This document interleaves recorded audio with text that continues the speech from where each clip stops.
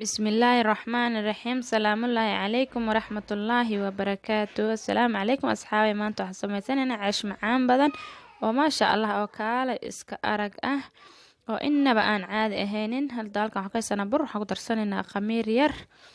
Maasha Allah waxaan kaloo ku darsan doonaa khudaar, toon, barbarooni, kaarot, ukun iyo basal. Maasha Allah waa khudaar dhameystiran iyo xogaa yar oo saliid ah insha Allah.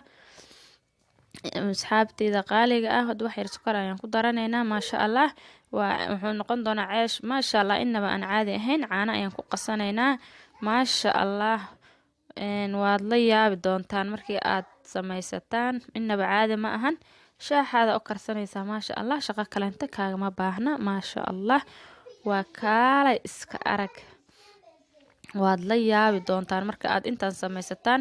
wuuna howl fudud yahay maasha Allah. maraq kalenta iyo waxyaabo kalentana kaagama baahna. wuxuu noqon doonaa mid iska easy ah oo basiid ah oo marka aad sameysanaysidna kuma daaleysid. hadda waa kaa waan soo xashanay maasha Allah.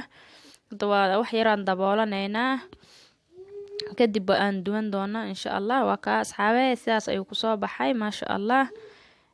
hadda diyaar waaye. hadda waa duwanaynaa maashaas. miiska ayaan ku fidinayaa, kadib waan duwanaynaa maasha Allah. waa kaa asxaabe hadda dabka ayuu saaran yahay, sidaas ayuu noqday maasha Allah. hadda waa kaa dabka ayuu inoo saaran yahay.